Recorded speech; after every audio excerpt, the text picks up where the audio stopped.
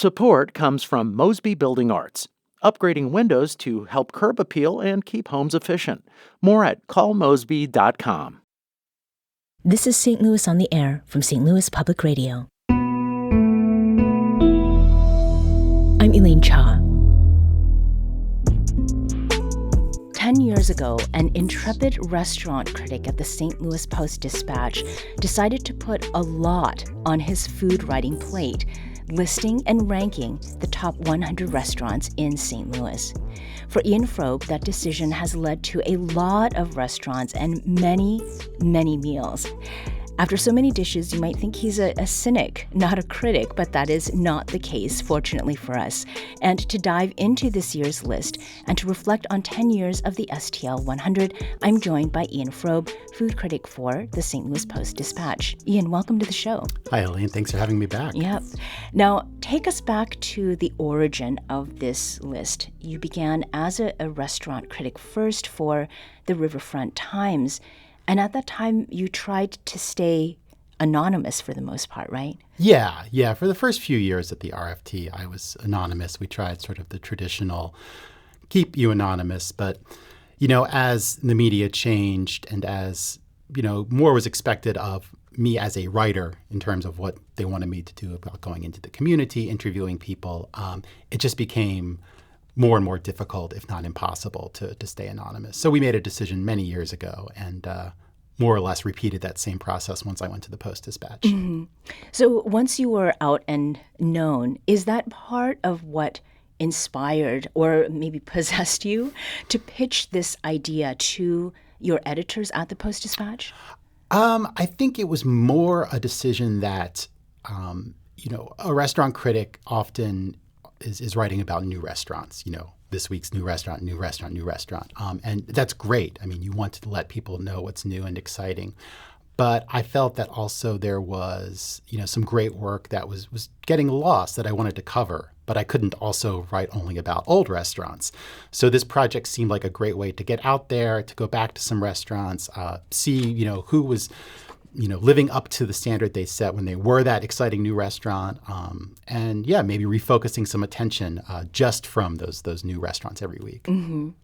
Now, we want to invite you to this conversation as we're getting ready to talk about some of the specific restaurants on Ian Froeb's list.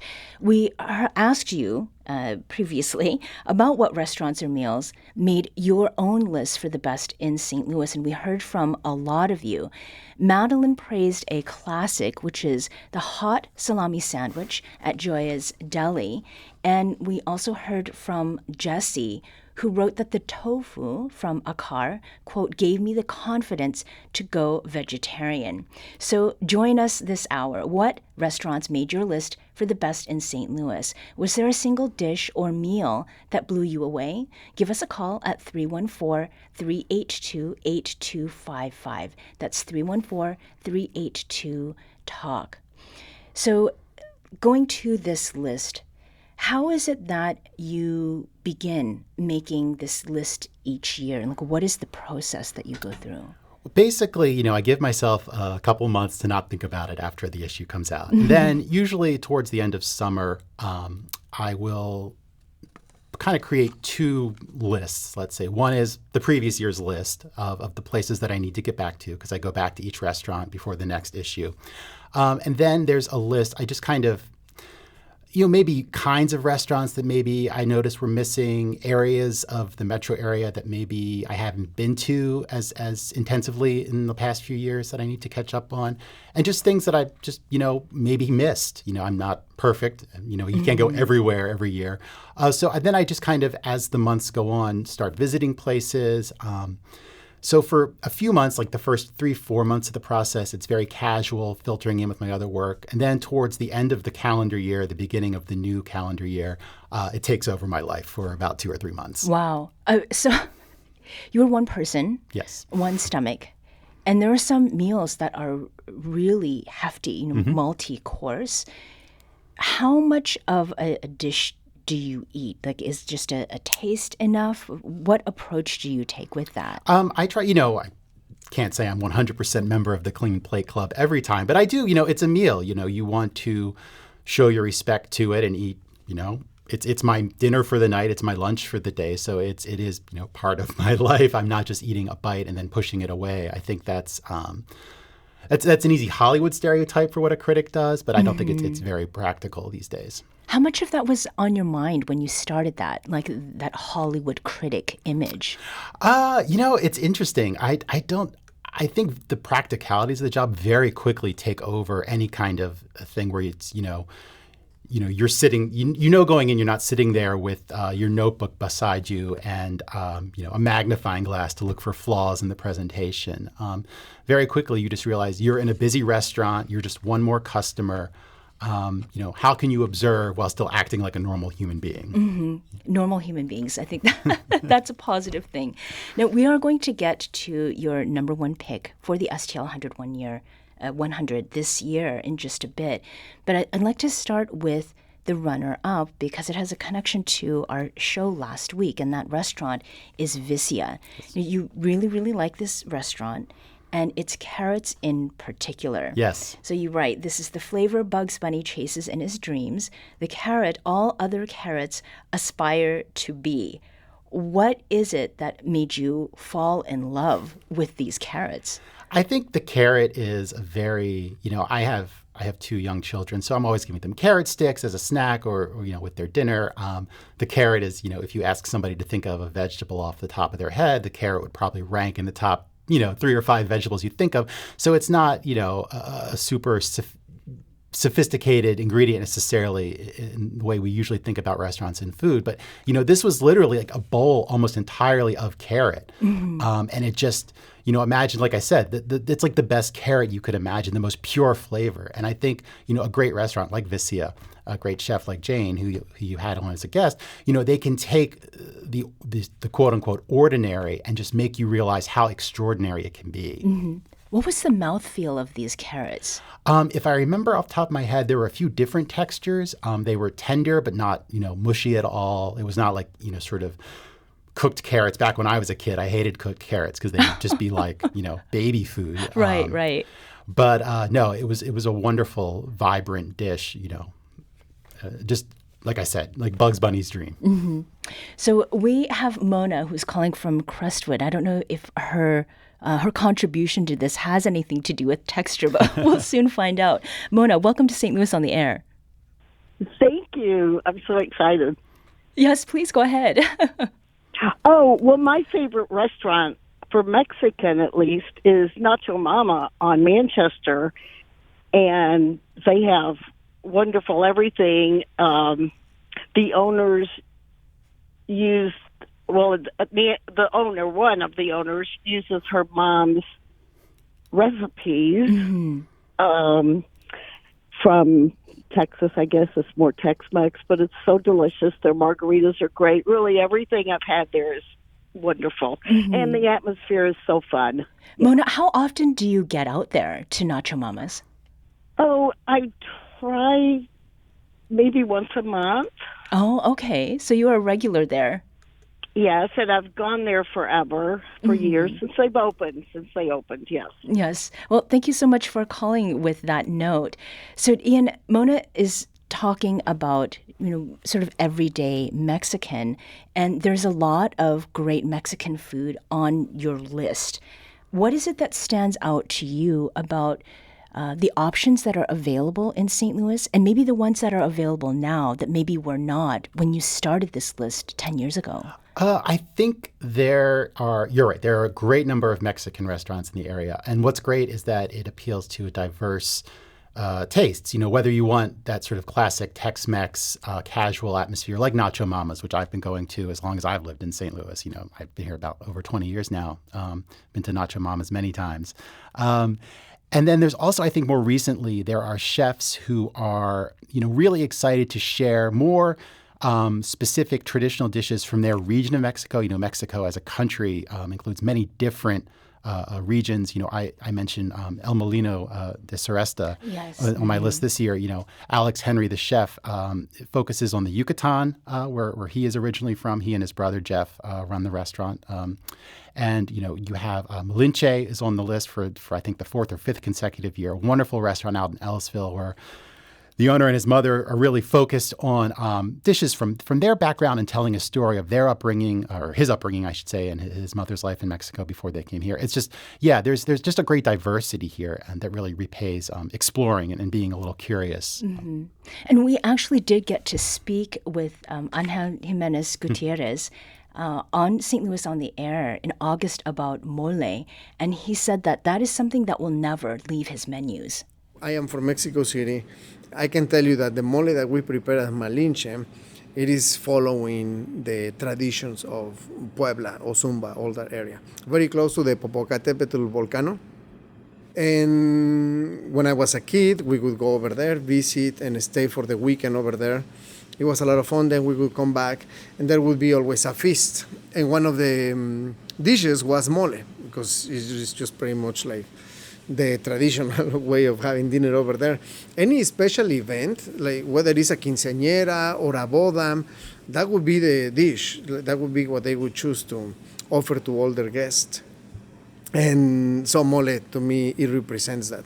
Always a piece of chicken covered with mole, good rice, and that's all you needed. And that was Chef Angel Jimenez Gutierrez of Malinche Mexican Culinary Experience out in Ellensville. And this is a restaurant that is on your St. Louis Best 100.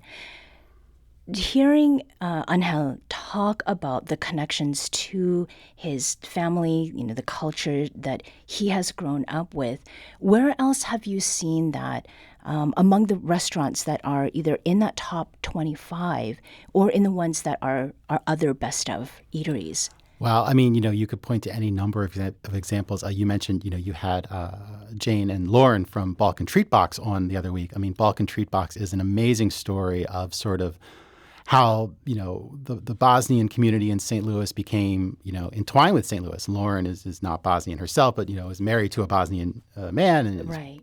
Their families are now joined together in these businesses.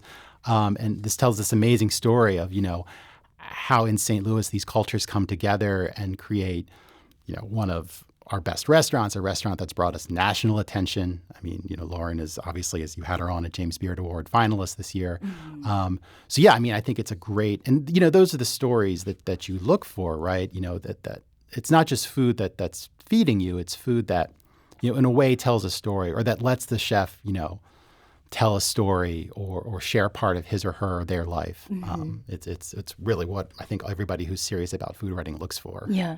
And on the note about Balkan Treat Box and Lauren Knowledge, we also heard from Lisa, who had expressed particular love for the avocado toast at Talva at the Ridge, which is now another place that Lauren Knowledge is doing her work. And Lisa highly recommended adding an egg to the avocado toast. Speaking of stories, this is the STL 100 is something you've been doing for a decade now. And in that time, you have been able to see the stories of chefs develop. And the new number one on the list this year is Sado and Pavilion, yes. And both are run by Chef Nick Bognar. Yes. And I believe you had first interviewed Nick about 10 years ago when he was just starting. You were just starting on this list, and your impression of Nick's work at the time was not at the place it is now.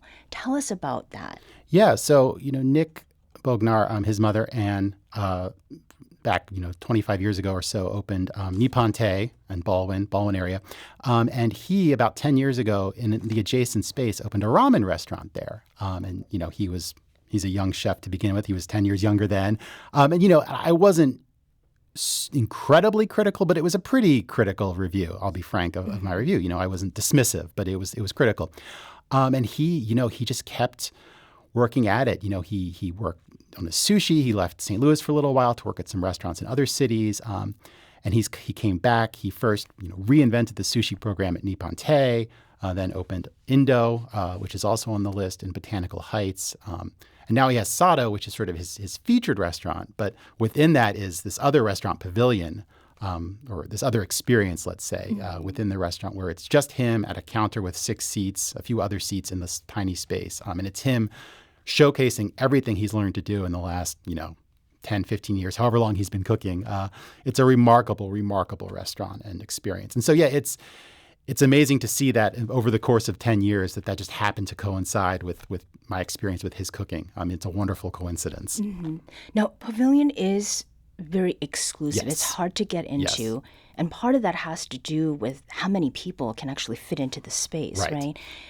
Do people still, do you still want people to try to get in there? And, how long should they expect to wait to be able to have that experience? It's a challenge because with online reservations, it's so impersonal. You go in, you clock in at 11 in the morning, 2 weeks ahead, and maybe you get it, maybe you don't. I mean, I did that too. I didn't pull any strings. That's not how I operate. I clicked online and got lucky one day. I think the way I think about it is going to be very difficult for the average diner to get in that restaurant, assuming that they want to and can afford that evening out. But the more people who try to do it, the more Nick will see demand for it. And maybe he'll increase times, or other chefs will see, oh, hey, there's this market for these experiences where I can really showcase something, even if it's only to 6, 10, 12 people at a time. And that can only, I think, benefit the food scene in general. Mm-hmm. Nick, I hope you're listening. And others out there too. Now, last year, your STL 100 ranked number 1, a restaurant that is no longer here, and that's Bull Rush. Yes. That is one that has a lot of people missing not only the food, but the approach. Mm-hmm. What was it last year that really stood out? And, is there anything that you have seen developing that, approximates sort of what Bull Rush was trying to do? I mean, unfortunately, the answer is right now, no. I mean, Bull Rush was very singular. Rob Connolly, the chef and owner, if you're not familiar, listeners, was trying to explore sort of the history of Ozarks cuisine, its ingredients, its traditions in a modern way. So, he used a lot of foraged ingredients from the area, a lot of things you wouldn't see elsewhere. Acorns, a yes. common thing that you would never think about were a key ingredient. And he just, over its 5 years or however long it was opened, forgive me if I don't have the exact years, I think it was about 5 years. It started out as a great restaurant, but he really grew the experience to, by the end, it was, just superlative. There was nothing else like it. And that's hard to replace. It was a real loss when he decided to close and leave St. Louis. There's no way to whitewash that for what it is. It's a loss for the St. Louis, not just for people who want a great meal. It's just he's the kind of person and mind and that you would want in your community, and it's a real loss. Yeah. Are there any other restaurants that have closed that haunt your dreams? Oh, over the years, you could, I always say the restaurant I miss the most is this restaurant Franco, which was in Soulard. And actually, Tom, the owner now, is the owner of Salt and Smoke, the barbecue restaurant chain. Right? Oh, so everybody knows, Salt and Smoke. He's gone on to great success with that. But he had a very sort of buzzy, cosmopolitan French bistro that was really unlike anything else then or since. That's the restaurant where if I could bring one place back, even just for one night, that would be it. We also heard from Katie, who mentioned what I believe is a French restaurant, which is Vin de Sept. I'm not sure how long that's been around. I've been here for 10 years, and I do remember hearing about it. And then we also heard from Logan, who is talking about a place that I think has just come up on an anniversary. It is still around, and this is the Royale. Royale Food and Spirits has the best tacos, the fish tacos, apparently, and the best dish in the city. We also would like to hear from you. What was the best restaurant you ate at over the past year? And was there a very memorable dish that you had that you're still thinking about? Give us a call at 314-382-8255. That's 314-382-TALK. One of the things that I am really interested in doing on this show is making sure that we cover this region to the best of our ability. One of the restaurants that you chose is in the Metro East, and that is Cleveland Heath, right? Tell us about Cleveland Heath as a place that is different from other restaurants that people have been to, and maybe why it is that it's been on the list of your favorite restaurants for such a long time. Well, Cleveland Heath has been on the list all 10 years. It's in Edwardsville, Main Street of Edwardsville. Very scenic. I encourage people to explore Edwardsville if you never have. Lovely, lovely town on the east side. Cleveland Heath is unique. A restaurant often gets linked, understandably, to one chef and owner. It's his or her vision, their vision. Cleveland Heath now is on its third set of owners. And that's, it's rare for a restaurant to thrive through three sets of owners. But it has, and it's remained true to sort of its basic appeal is, kind of upscale comfort food, let's say. The signature dish all throughout has been a giant pork chop topped with an egg. You can't beat that if you're hungry.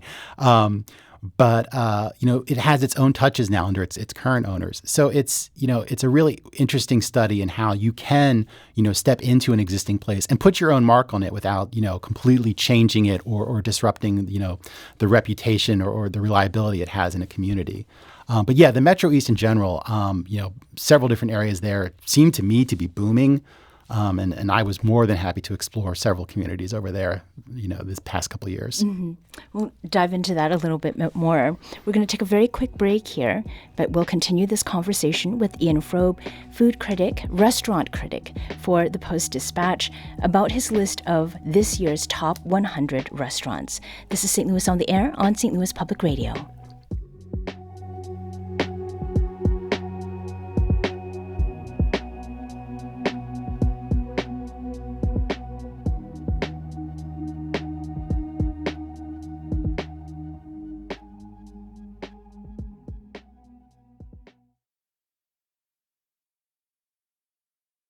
Welcome back. I'm Elaine Cha. I'm sitting down to quite the meal today. The top 100 restaurants in St. Louis served in list form by Ian Froeb. He's the restaurant critic for the St. Louis Post-Dispatch. Now, before the break, we were talking about Ian's top picks, but we're also hearing from you this hour, and that includes Jessica in St. Louis. Jessica, welcome to St. Louis on the Air. Hi, how are you? Good, thank you. Tell us about your favorite. So my favorite is Grand Pied. That's Grand space Pied. It means Bigfoot. Bigfoot, yes. And it's on Morgan Ford on the Arsenal side of Tower Grove Park. And tell me about what makes this such a favorite of yours. So the first thing is that the wait staff and everybody is so welcoming. But then when you have the pancakes, first of all, I started with the pancakes. Mm-hmm. And the pancakes are not eaten, they're not tasted, they're experienced. Okay. And is it, Bigfoot, is this a large pancake we're talking about? No, not at all. Yes, there are three pancakes in an order. They've sold over 10,000 of them because I was there that day that they did. Oh, wow.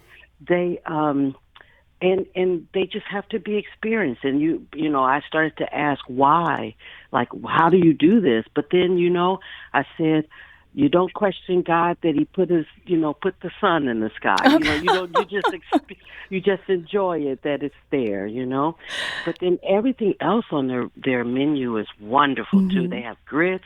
They have a sort of a New Orleans type of fare. So they have shrimp and grits, and they have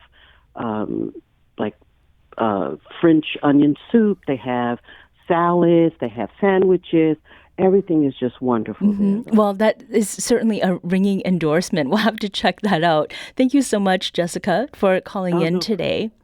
We also have on the line Peter from South Grand. Peter, welcome to the show. Support comes from Gemma, architects, planners, and designers seeking to bring joy to their clients and communities. Details at gemastl.com.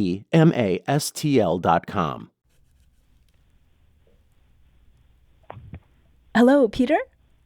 Yes. Good Yes, afternoon. welcome to the show. Yes, good afternoon. Thank you. I'm sorry, I missed part of it. Yeah, I wanted to say that, one of my favorite restaurants, I live in Tower Grove East, is on South Grand, called Brasilia.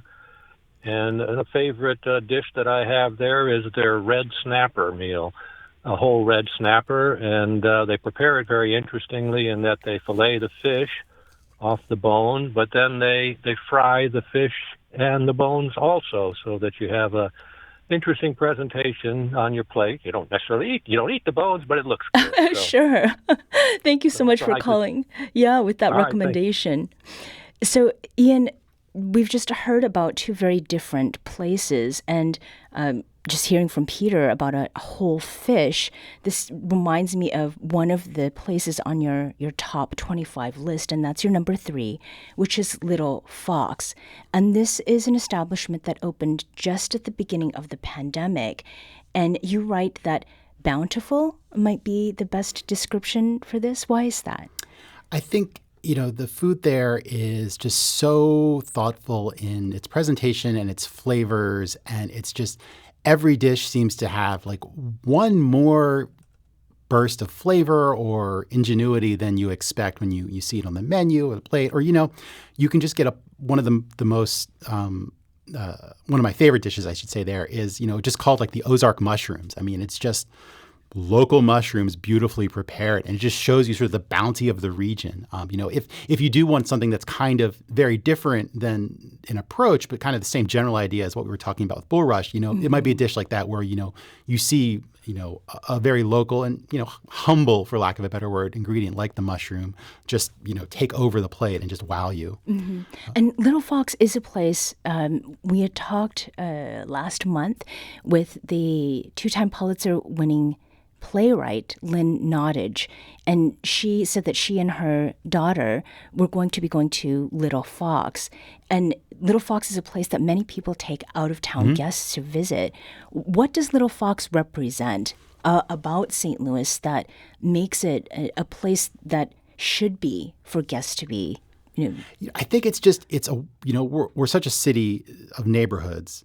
And, here's a couple that took a chance and moved into, this neighborhood, and, opened this restaurant and, by coincidence, just a couple months before the pandemic shut everything down. But, they've created a very neighborhood community atmosphere, but in a very unique way. It's not a neighborhood tavern. It's not a neighborhood bar. It's its own restaurant. And, I think people gravitate towards that. It's always if not completely full, mostly full. So it has that energy that you want. The kitchen is open so you can see them cooking the food. It has that energy that you really want from a restaurant, that you get from the space, the neighborhood. And then again, that unique style of cooking that's bountiful, as I could put it. Right. Has it been instructive to watch Little Fox in particular come out of the pandemic, and what is it that you've seen there that you've seen at other restaurants that are sort of making their way, 5 years after that shutdown? It's tough because I think every restaurant did have to find their own way. I mean, Little Fox was an amazing story because, they only had 2 months of normal, in quotes, business before everything shut down. I think I made one review visit there before I had to put it on the back burner for literally a year and a half. And so, they did all the pivots that everyone else had to do. They switched to takeout, I think, eventually for a little while. They put in a little takeout window on the side of their building. But they stuck to their vision. And I think, some of the best restaurants that I see on, that I included on my list throughout the last 3 or 4 years, are restaurants that through all of the trouble and all the changes they had to make, stuck to their vision. And they may have to modify it a little bit to account for changes in behavior, but they've really stuck to it. And, and that's difficult to do in the restaurant business above all else, right? Because you're driven by consumer demand, and consumer demand has definitely changed. People aren't going out as much. They're not going out as late in the evening. And so, it would be very easy to adapt to that and dumb down your food or, broaden your menu to where things you don't necessarily want to serve, but people are asking for. And so I think there's a certain, something to admire in the restaurants, and it hasn't always worked. Not every restaurant has survived, but the ones that have done it and are doing well, it's very impressive. Mm-hmm. We've had conversation on this show. We now are doing a monthly restaurant closures and openings, and the way that diners' habits have changed, and what you've mentioned about how often they're going out, what they're spending when they go out, I think it is reflected in much of the engagement response that we got. And one of those was Dan, who said, "We are not much impressed by fancy meals, elegant decor, or tuxedoed servers. Fine art embellishments on top of our food add nothing to it, but good meals like House of India, Pan d'Olive, Olympia Kebab, Bar Italia, and Antonino's, I think these are ones that for Dan really stand out." We also have someone who is calling from O'Fallon, Missouri, and that is Jerry. Jerry, welcome to St. Louis on the Air. Good afternoon. Hello. This is a new place. I just tried it out about 2 weeks ago. Great Heart Brewing. Munich is probably, easily. My wife and I, it's our favorite city in Europe. We've been there at least a dozen times in the last 20 or so years. And we missed Schneidhorst, that had been here for a long time. The food was just okay there towards the end. Schneidhorst looked like if you were going to make a movie set about a German bar. But this place looks like a modern restaurant in Munich. The food, the beer, exceptional. The service, I believe that a couple that owns it, the wife is from Munich, and her husband studied brewing over there. I've sent about 3 people there in the last week, and everyone's come back with the same verdict, that it really is. You could be in the heart of Munich, being there. Mm-hmm. It's just exceptional. It's a wonderful addition. Thank you so much for sharing that, Jerry. So, Ian, one of the things that I have to ask you about, because I have a very special place in my heart, maybe my arteries, for fried chicken. And there are a couple of places that you have mentioned in this issue of the STL 100. One of them is Grace Meat and 3. And this is also a restaurant that has been on the list for quite some time, right? Mm-hmm. Tell us about what it is that appeals to you. Grace Meat and 3, Chef Rick Lewis, actually, he has been on the list all 10 years, then at various restaurants. But Grace Meat and 3 for, I think, 7 years now, 7 or 8. It's just a wonderful, Southern restaurant where he applies sort of, the touches you would expect from an upscale chef to very straightforward Southern comfort food. So you get, great fried chicken, great fried shrimp, great fried catfish, or I call it the holy trinity of Grace there, those 3. It's wonderful sides. It's just a very thoughtful, family-friendly restaurant, and that's something I don't take for granted. There aren't that many super family-friendly restaurants when you get into the upper echelon of St. Louis dining. So places that, allow themselves to be, serve, fried chicken in tender form, that's really good, and not just, the generic stuff they toss out to keep the kids happy is a great thing. Yeah. Halea is another restaurant that is among the top 25, that is, and it is out in St. Charles. This is a restaurant also we've talked about a little bit here.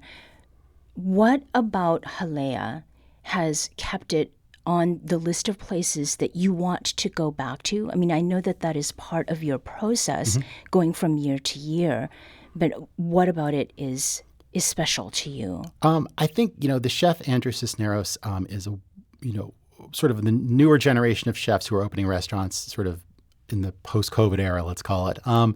And he is just super talented. He draws upon his Peruvian heritage.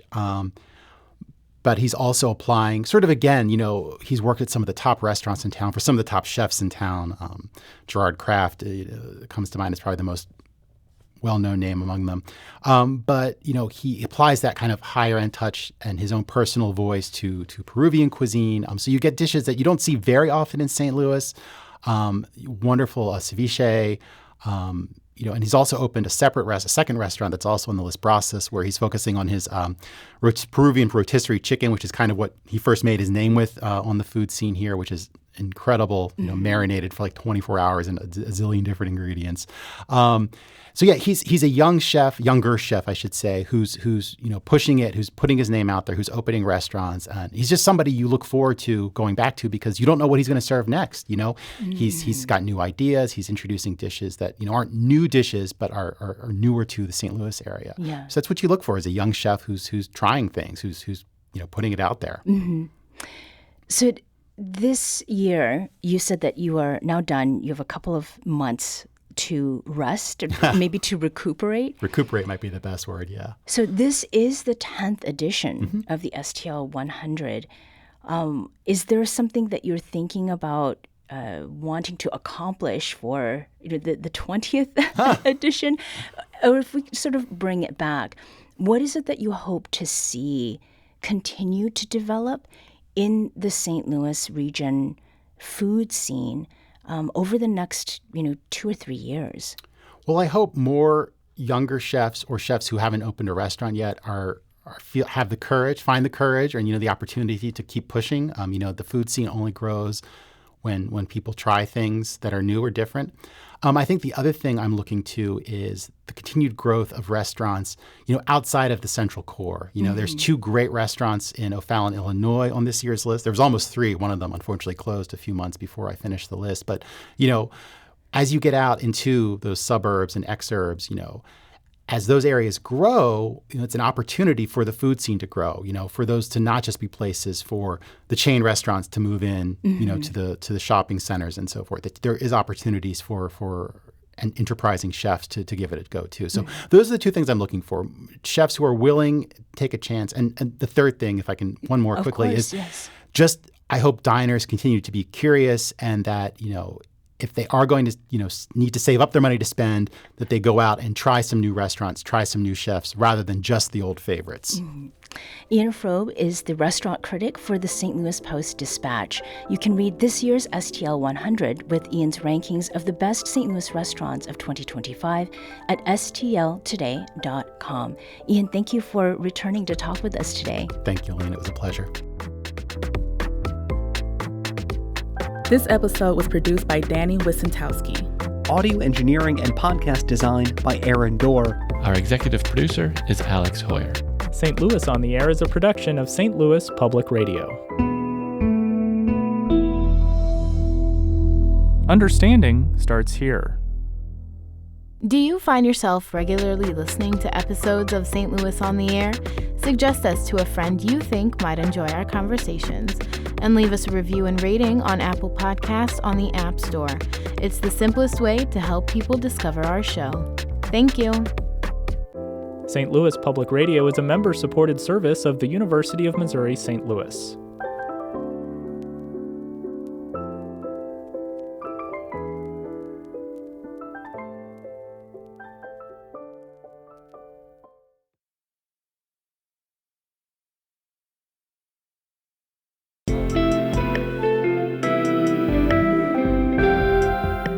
The Gateway brings you the day's news each weekday from around the St. Louis region and the state capitals in Jefferson City. Our schools are accredited. We don't need this bill. And Springfield. How many more years must pass before lawmakers see time is of the essence? I'm Abby Larico. Join me each weekday for The Gateway on the STLPR app or wherever you get podcasts.